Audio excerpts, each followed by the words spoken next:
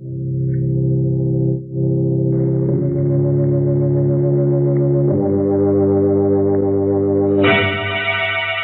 Tea and Lipton Soup presents Inner Sanctum Mysteries, starring Miriam Hopkins.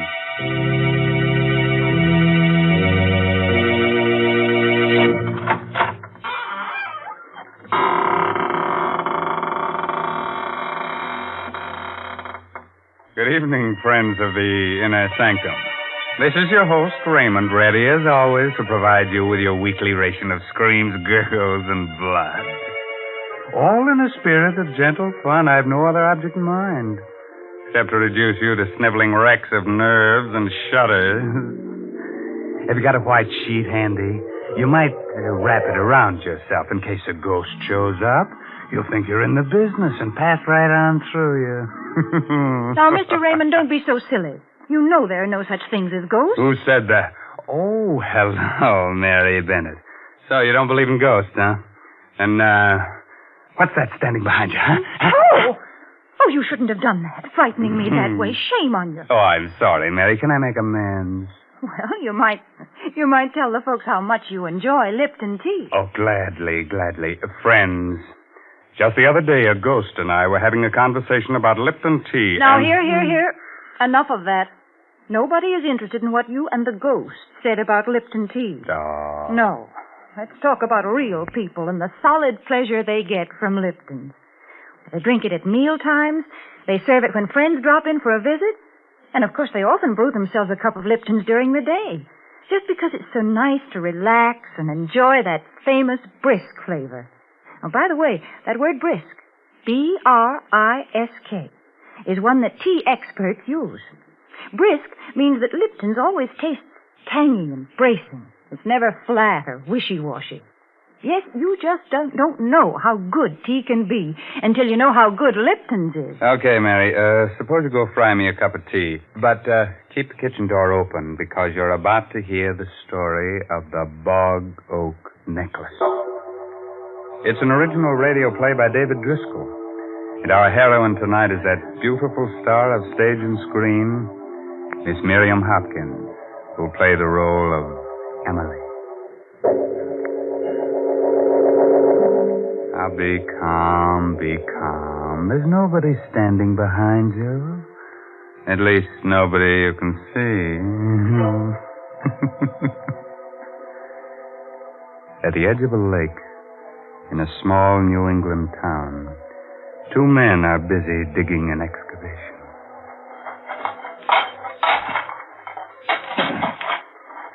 Must have been like a cave around here once, huh? Yeah, old Miss Bristow used to own this property before she sold it to this here city man who's building. There used to be a fine apple orchard right up there. And was all fine trees once. Well, let's dig. That's what we're getting paid for. What's the matter with you, Paulie? Look down there what I just hit with my shovel. Huh? Oh, bone. Oh, Some cow, I expect. cow. That ain't no cow bone, Jerry. Hey, Paulie. Huh? Look at this with the bone. Yeah, I see it. And you call it a cow bone now? No, I don't. This here must have been a graveyard once. This here was never no graveyard. The river used to come right up to here almost before the big flood. Before they built the dam. Hey, what are you doing? Get your coat and hat. You bringing that with you? Of course I am. Hat and this. Yeah, but there must be a skull here, too. Of course there must be. But we don't have to look for that, Paulie. That ain't our job. Come on.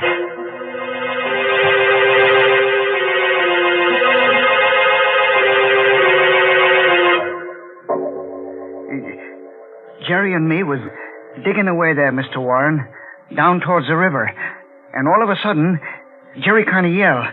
And when I asked him what's the matter, he shows me this leg bone. So I looks and there's the skeleton right at his feet. I see. So I figure you being the county attorney here, you're the man who ought to know first. Yes. Now, this place by the river that you're talking about, it's the land that city man bought to build a home on? Yeah, that's right. He bought it from old Miss Emily Bristow. And then we found this, too. Around the... Well, I guess you'd call it the neck. That is, where the neck would be. Is there anything wrong, Mr. Warren? Where did you say you found this bow and this necklace? Well, Jerry and me is making a trench for a water pipe, and we're digging where the old riverbank used to be. Right near the river edge. Leave the necklace with me. If I need any more help, I'll get in touch with you. That's all. Yes, sir. 40 years. 40 years. Emily Bristow.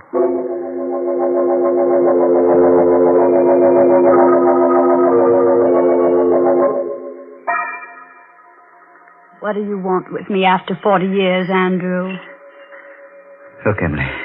Well, these are old woman's eyes. Look closer. Take that away. Take it away. The Bog Oak Necklace, Emily. Do you remember? Presented to Miss Emily Bristow on her 24th birthday by Andrew Warren. Where did you get it, Andrew? It was found at the river edge on the property you've just sold. Daisy. Daisy. It's come back to us, Emily. After all these years. It's come back to us. The Bog Oak Necklace. The necklace that meant the death of your sister, Daisy.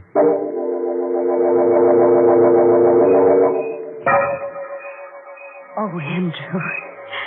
Oh, Andrew, darling. Daisy, there aren't two people anywhere as happy as we are. Of course not. May I tell Emily?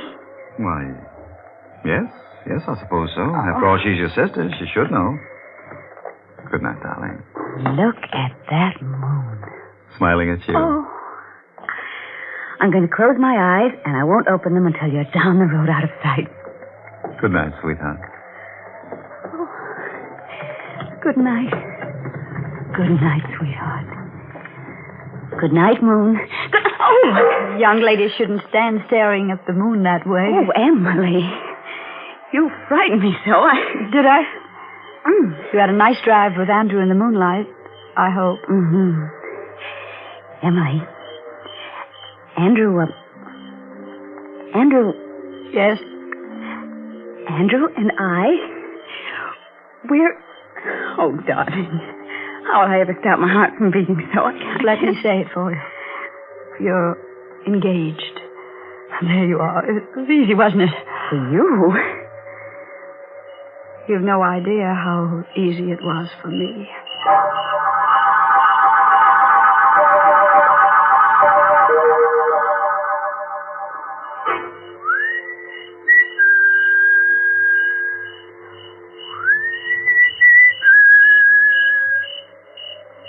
Emily.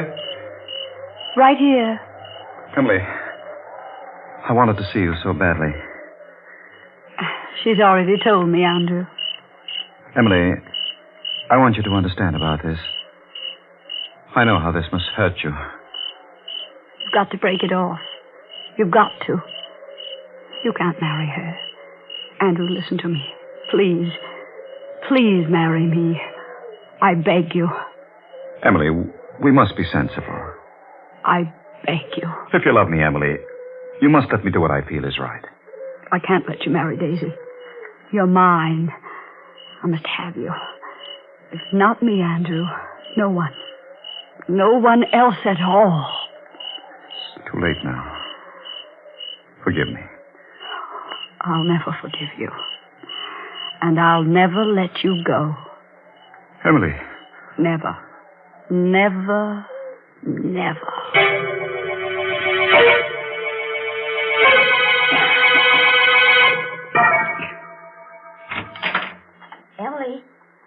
Emily, are you asleep? Go to bed, Daisy. Oh, Emily, don't be cross. I can't sleep. You can't sleep. No, I'm so excited. Why, Emily, you're still dressed, too. Oh, so I am. What's the matter, dear? Don't you feel well? Oh, I feel very well. Thank you, Daisy. Emily, what's the matter? Why do you use that tone with me? Oh, darling, you're not feeling well, are you? I can tell by the look on your face. Oh, come on. Come on out into the night. The moon is full, and And let's walk up to the apple orchard. After all, Emily, even though we're going to be separated, it won't be forever.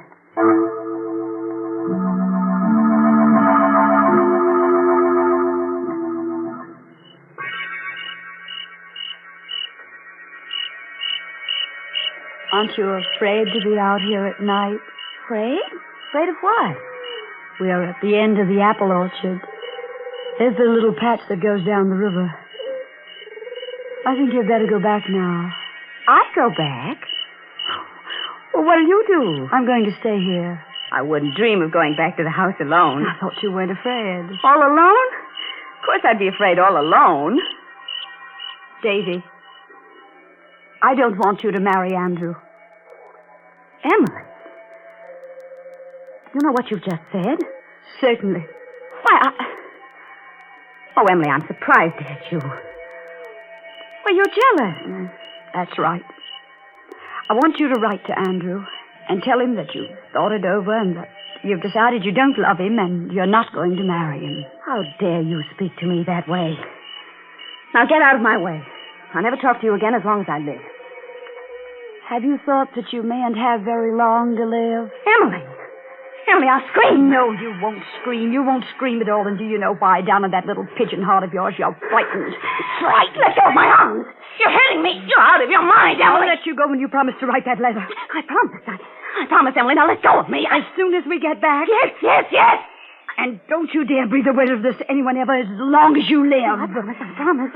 Now, I think we understand who loves Andrew. Yes. I'll let you go. You don't know how close you came. Come back here, Daisy. You'd run away, would you? Emily, I wasn't running away. Please let me go. Oh. What are you doing with that necklace? Emily, no. I knew I couldn't trust you. I knew I never should have told you. Help, stop, Emily. You're choking me. I can't breathe. I can't breathe.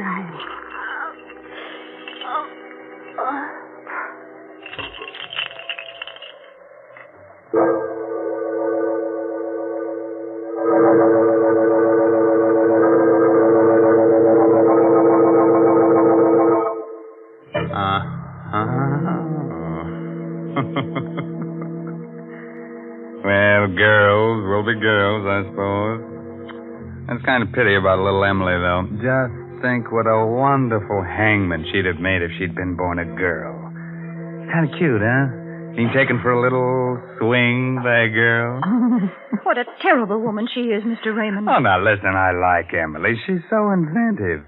Most women will do anything for a necklace, but only Emily knows what to do with a necklace. Now, please. You know very well that the only thing you can do with a necklace is wear it. Oh, yeah? Well, the only thing you can do with Lipton tea is drink it. Well, what's wrong with that? And, Mr. Raymond, maybe you don't realize how often folks do drink Lipton tea. Why, it's the perfect beverage for so many occasions. And that's why it makes sense to have a good supply on hand, to buy the larger, more economical size packages. And it is more economical that way, too. Oh, yes, it's wise to have a large size package of Lipton tea on your shelf, because that well-known brisk flavor, that bracing, full-bodied taste, makes Lipton's always welcome. That gives me an idea. Maybe we should have had Emily and little Daisy talk out their quarrel over a cup of Lipton tea. Oh, man, that'd be chummy. But it's too late now. Daisy is stretched out on the ground with a Bog Oak necklace twisted tight around her neck. She's not sleeping now. She's just dead to the world. So, let's get back to our star, Miss Miriam Hopkins, who plays the role of Emily. Daisy, get up. Get up this minute and stop teasing me. You're not hurt that bad, and you know you're not. Please get up, Daisy. You're frightening me. Daisy. Daisy, you're acting just as though you were dead. I am dead, Emily. You murdered me. You strangled me with the Bog Oak necklace.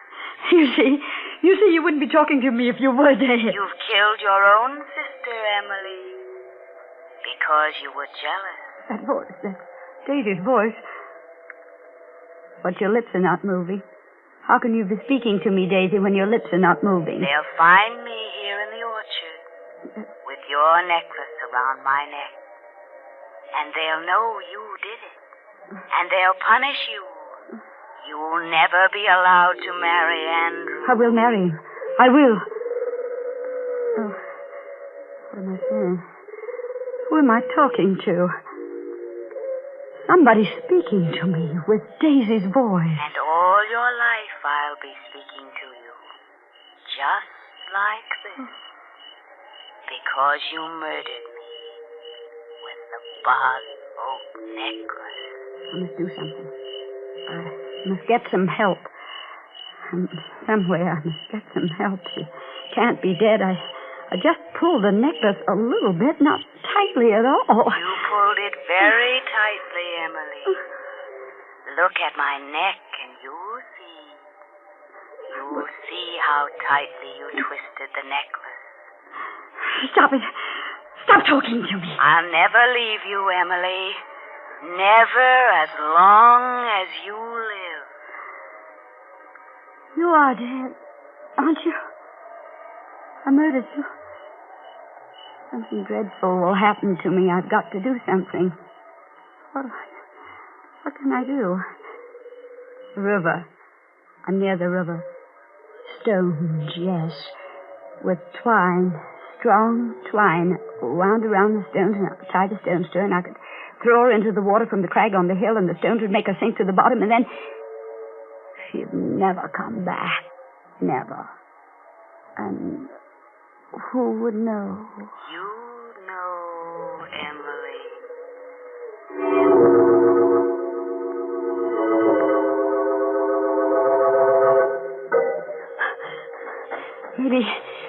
Maybe when I get back to her, she'll be moving and I'll talk to her. No, she is dead. She is... Oh, I'm running in the wrong direction. It was over there that I killed her. It couldn't have been because she's not there. It was right here. Daisy's gone. She got up and walked away somewhere. She's alive. Emily. Oh. I found her, Emily. Strangled to death. I know nothing about it. What are you doing then with that twine in your hand? You wanted to tie stones to her, didn't you? Throw her in the river. I killed her because I was jealous. You're as guilty as I am. Because you should have married me. Yes, I am as guilty as you are. What will become of me now? All my hopes, my ambitions. If we can get rid of the body, then we can get married after all.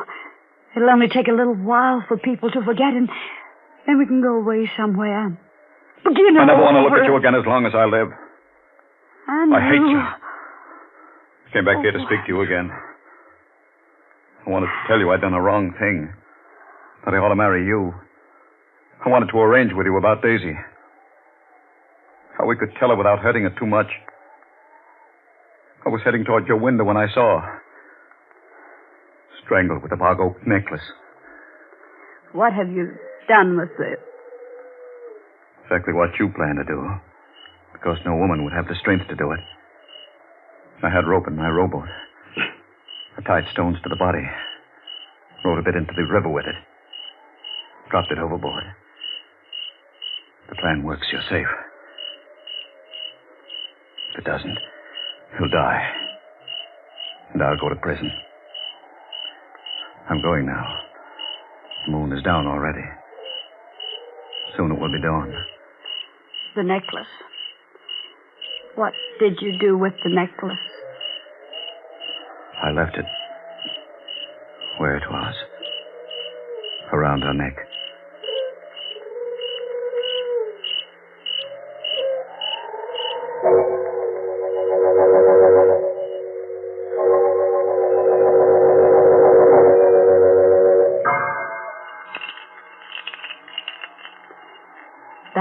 the sound the necklace makes.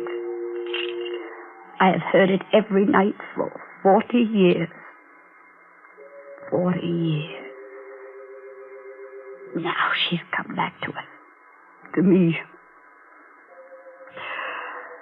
Tell me, Andrew, where was it found? She's been there, at the bottom of the river all this time. Oh.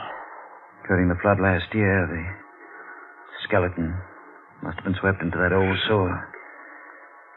Twine probably rotted away a long time ago. That's the only explanation I can give. Watching! Down there at the bottom of the river, watching! I'm going now, Emily. It's probably the last time we'll ever see each other. I'll leave the necklace with you. It was to you I gave it 40 years ago. Emily. What's that? What? The voice. Her voice.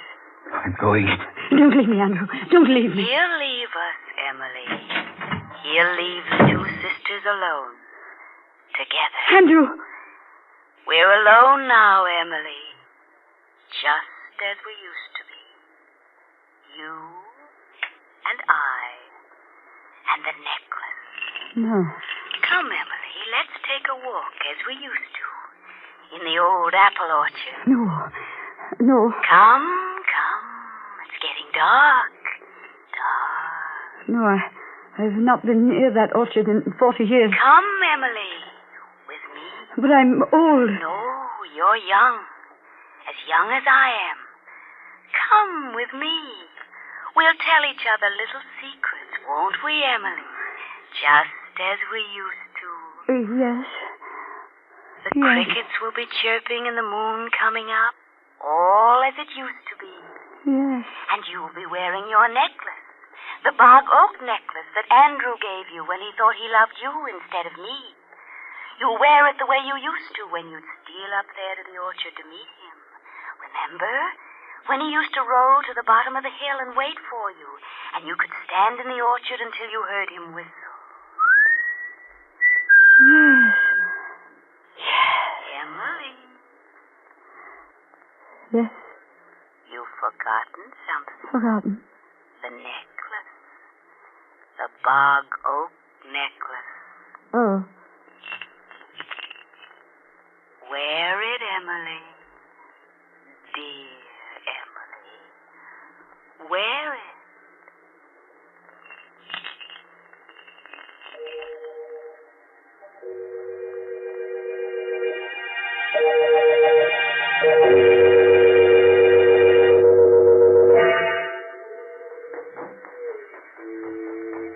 Come, Emily, come. I can't run as fast as I... Come, Emily, come. He's waiting. Yes. Listen. Oh. Andrew's whistling for you. Answer it, dear. Go on. I can't whistle. That's strange. You must run faster, Emily, faster. Oh, you must run so much faster. Through the apple trees, bending beneath the branches. He may not wait.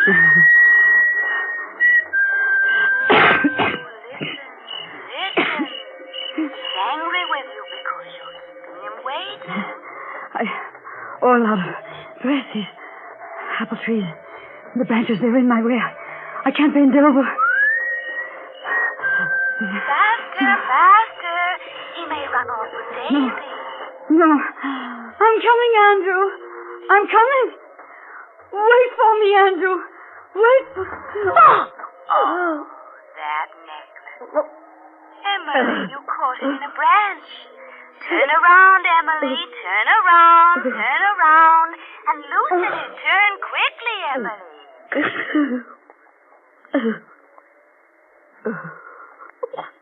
That's the way my voice sounded one night long ago. When I wore the Bog Oak Necklace. When I, too, was strangled by the Bog Oak Necklace.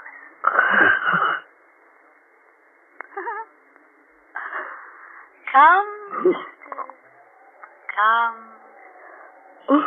It's so cool here in the river.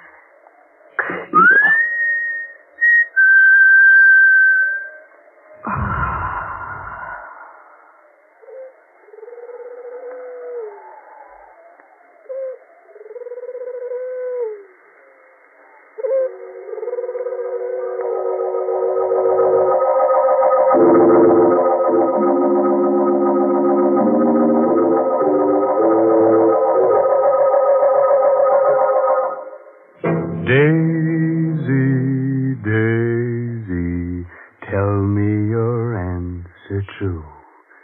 Who gets choked first? Me or lovely you? If you'll be the first to strangle, I'd appreciate your angle. And when I learn that it's now my turn, I'll gargle as nice as you. Mm-hmm. What awful words to sing to such a nice song. Oh, but listen, I sing so well, and I can recite, too. Shall I recite you something suitable? Say a Mother Goose rhyme, huh? Mr. Raymond, you don't know any Mother Goose. Is that so? Well, I know one that you love. Listen. Polly, put the kettle on. Polly, put the kettle on. Polly, put the kettle on, and we'll all have tea. Well, that's fine. Only I hope Polly makes sure that it's Lipton tea. Naturally. But I suppose there's little doubt that she'll use Lipton. Because after all, more people drink Lipton tea than any other brand. The reason for that is Lipton's famous brisk flavor. Yes, Lipton tea is never flat or insipid. It always tastes full-bodied and vigorous. And, well, I guess it's all summed up by that word brisk. Yes, folks, brisk is the word that the tea experts use when they talk about Lipton tea. So try it real soon, won't you?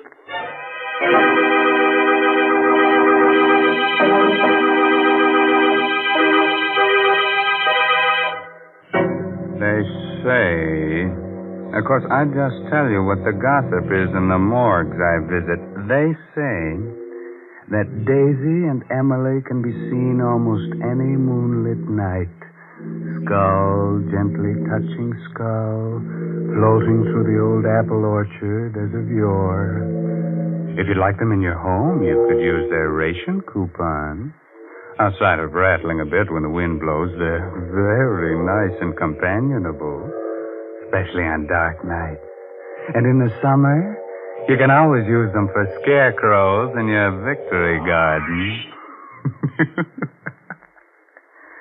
By the way, this month's Inner Sanctum mystery novel is The Outsider by A.E. Martin. Well, now it's really time to close that there squeaking door until next week at the same time when Lipton tea and Lipton soup will once again bring you another Inner Sanctum mystery produced under the direction of Hyman Brown. So until then, good night. Pleasant dreams.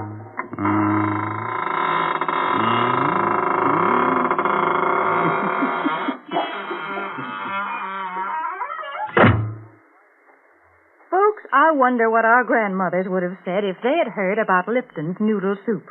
I'll bet they wouldn't have believed it possible that a delicious chicken noodle soup could come ready to make in an envelope. But if they'd tasted Lipton, they would have agreed that it has an old-fashioned, homemade flavor, that it tastes just like the kind of chicken soup they used to make themselves. And Lipton is economical, too. It costs less and makes more than canned soups. So, folks, be sure to try Lipton's noodle soup.